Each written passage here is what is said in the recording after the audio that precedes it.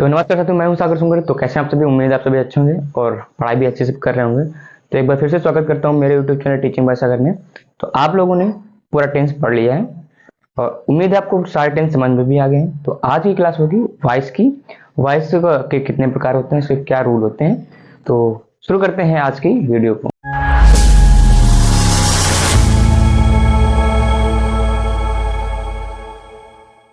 तो आज का टॉपिक क्या है? वॉइस के बारे में। तो वॉइस कितने प्रकार का होता है? वॉइस दो प्रकार का होता है, एक्टिव वॉइस और पैसिव वॉइस। कितने प्रकार बोला मैंने? एक्टिव वॉइस और पैसिव वॉइस। जैसे ही रीड्स अ बुक, ये क्या होगी? एक्टिव वॉइस में। और इसी का अगर पैसिव बना दो तो a book is read by him, ये क्या हो गया? पैसिव वॉइस हो गया। इसका रूल क्या? सर्वप्रथम रूल क्या होता है कि पहले आपको जो भी सब्जेक्ट है उसको ऑब्जेक्ट बनाइए और जो भी ऑब्जेक्ट है उसको सब्जेक्ट बनाइए। सर्वप्रथम आपको यही करना पड़ेगा कि आपको सर्वप्रथम सब्जेक्ट को ऑब्जेक्ट तथा ऑब्जेक्ट को सब्जेक्ट बनाते हैं। सब्जेक्ट को ऑब्जेक्ट और ऑब्जेक्ट को सब्जेक्ट बनाते हैं। यानी कि अगर सब्जेक्ट लिखा है तो आप उसको ऑब्जेक्ट में चेंज करें और ऑब्जेक्ट लिखा है तो उसको सब्जेक्ट में चेंज करें।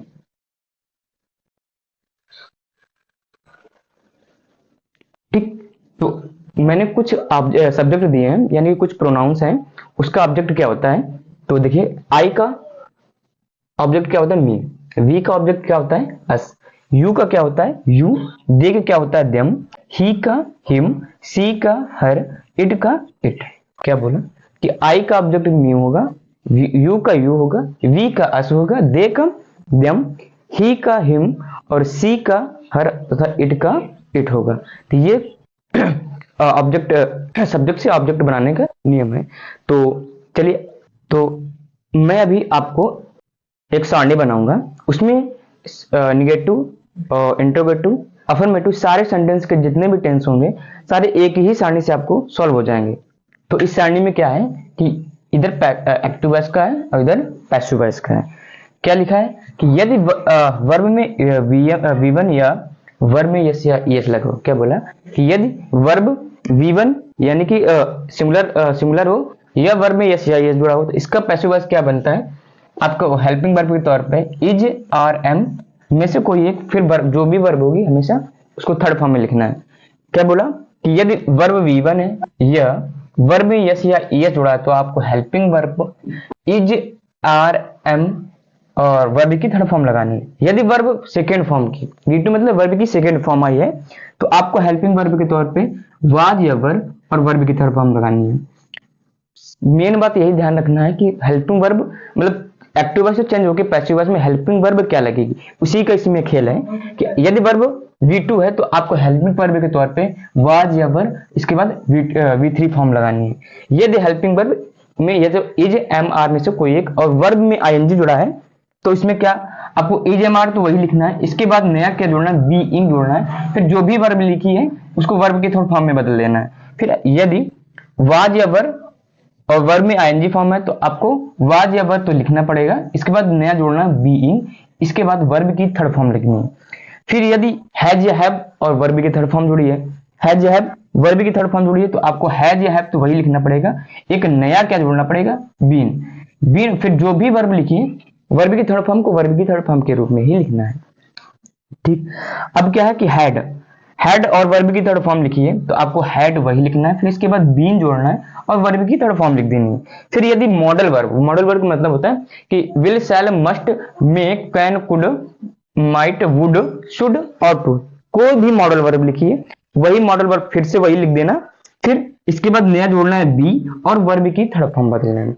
कोई भी मॉडल वर्ब लिखिए उसको वही लिख देना, इसके बाद बी जोड़ के ना और वर्ब की थर्ड फॉर्म लिख देना। ठीक। यदि हेल्पिंग वर्ब में यदि डज या डू लिखा है तो आपको पैसिव वॉइस में हेल्पिंग वर्ब क्या लिखनी है? इज एम आर में से कोई एक। यदि डिड लिखा है तो आपको वाज या वर्ब में से कोई एक लिखा है। ये कहाँ आएगा?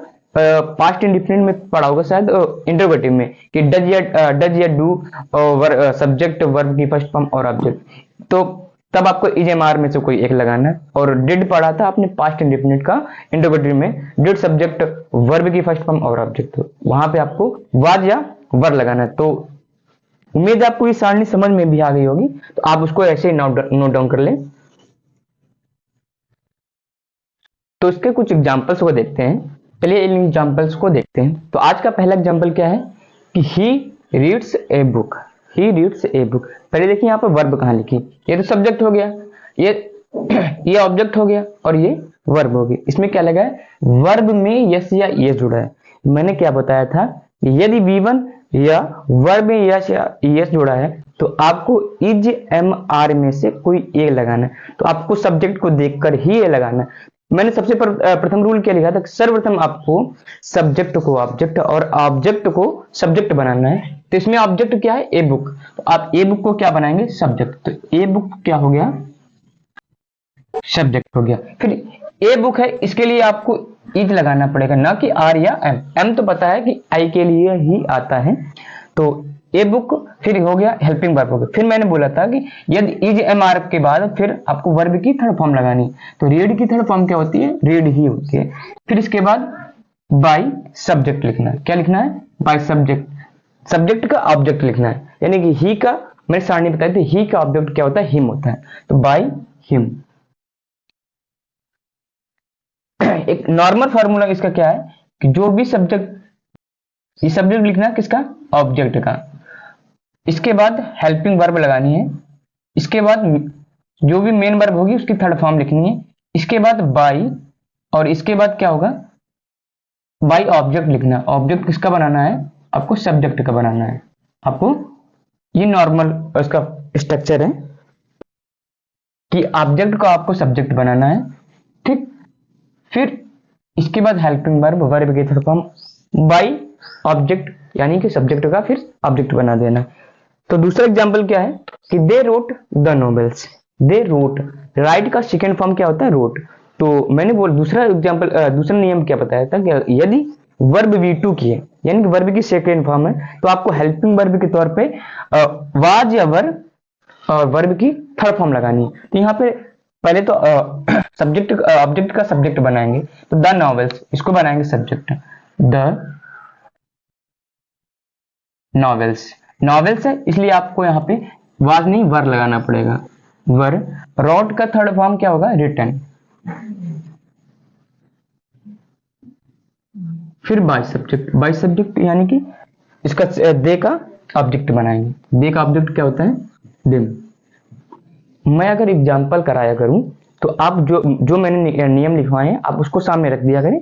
फिर इसमें देखते जाएं कि मैं क्या कर रहा हूं, और उसमें एग्जांपल्स में देखते जाएं कि मैंने क्या बोला। तो आपको बहुत ही आसानी से जो वाइज पढ़ा रहा हूं, जो कोई भी नियम बताता हूं, आपको बहुत ही आसानी से समझ में आ जाएगा। तीसरा एग्जाम्पल देखते हैं, Ramu is eating the mango. तो द मैंगो क्या है, यहाँ पे ऑब्जेक्ट है, इसका बनाएंगे सब्जेक्ट, ठीक। फिर इसमें लिखा इज ईटिंग। मैंने बोला था कि इज एम आर और वर्ब में आएंगे है, तो आपको इज एम आर में से फिर से कोई एक लिखना है। इसके बाद बीइंग वर्ब की तरफ फॉर्म, फिर बाई ऑब्जेक्ट कर देना है। तो एम द मैंगो के लिए इज आएगा, इज बीइंग, ठीक, eaten by Ranu, by Ranu, ठीक। रानू नहीं, रामू है। चौथा एग्जाम्पल क्या है कि Ranu was going to market. फिर से नेक्स्ट मैं सारणी में बताया था कि यदि वाज या वर्ब की थर्ड फॉर्म लिखी है तो आपको पैसिव वॉइस में वाज या और वर्ब की थर्ड फॉर्म लिखनी है। तो इसमें क्या बनेगा, यहां से मार्केट से स्टार्ट करें, मार्केट वाज, क्योंकि मार्केट तो सिंगुलर में आएगी, was gone, sorry was being gone to. ये जो प्रीपोजिशन है यहां पे लिख दिया। इसके बाद जो सब्जेक्ट वाला ऑब्जेक्ट वाला प्रीपोजिशन होता है वो बाई होगा। इसके बाद रानू लिखा, रानू लिख दिया। फिर फिफ्थ एग्जांपल क्या है कि Shyam has watched the movie.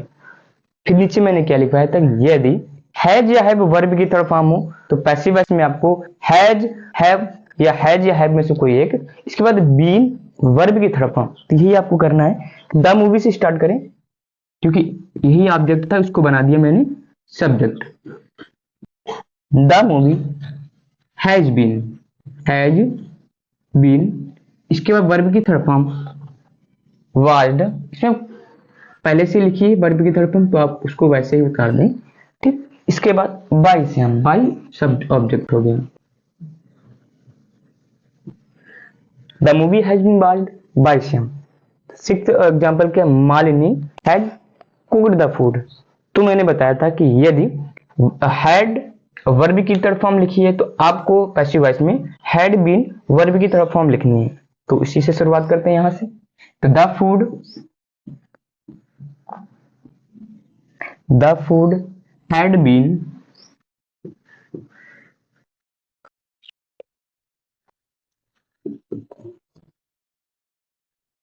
Cooked by Malini. The food had been cooked by Malini. फिर सेवंथ एग्जाम्पल क्या है कि Radha will go to market.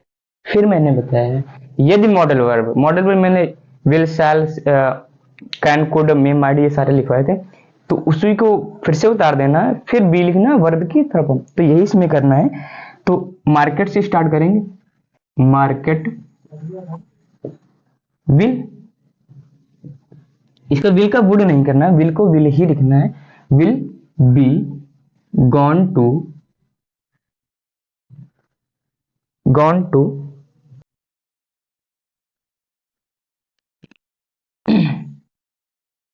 Market will be gone to by Radha,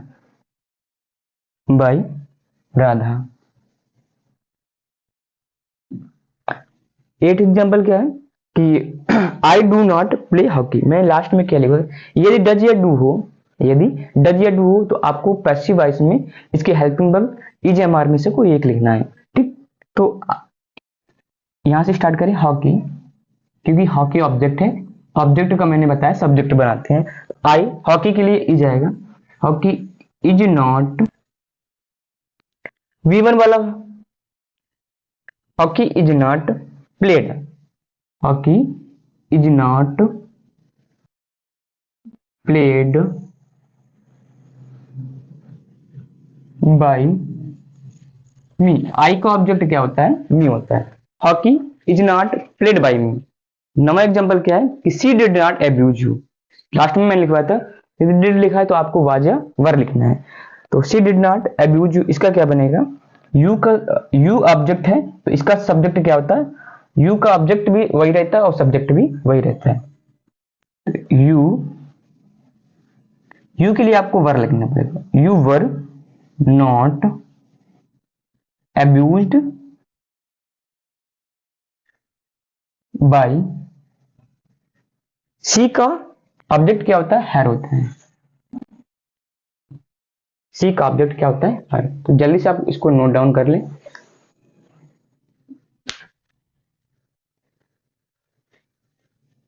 तो उम्मीद है आपको सारे एग्जाम्पल समझ में आएंगे। आप सारणी को जितने ही अच्छे से समझेंगे उतने ही अच्छे आपको एग्जाम्पल्स भी समझ में आएंगे।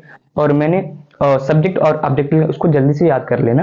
और इसमें एक नोट पॉइंट डालना है कि पैसिव वॉइस में जो भी वर्ब है, कोई भी वर्ब में, यानी एक्टिव वॉइस में किसी भी फॉर्म की वर्ब हो, तो आपको पैसिव वॉइस बनाते समय आपको उस फॉर्म वर्ब को हमेशा वर्ब की थर्ड फॉर्म के रूप में ही लिखना है। यानी अगर V1 है तो आपको V3 लिखना है, अगर V3 है तो V3 में जाएगी। तो कोई भी इसमें कोई मैटर नहीं है। तो पैसिव वॉइस बनाते समय आपको हमेशा वर्ब की थर्ड फॉर्म ही लिखनी है। तो उम्मीद है आपको आज की वीडियो पसंद है। अगर वीडियो पसंद है तो वीडियो को लाइक करें, शेयर करें और मेरे चैनल को सब्सक्राइब करना बिल्कुल ना भी भूलें और बेल आइकन को दबाना भी बिल्कुल ना भूलें। कल मैं इसी के आगे इंपरेटिव सेंटेंस बताऊंगा कि इंपरेटिव सेंटेंस का पैसिव वॉइस कैसे बनाते हैं। तो कल जुड़ना ना भूलिए। तब तक के लिए जय हिंद।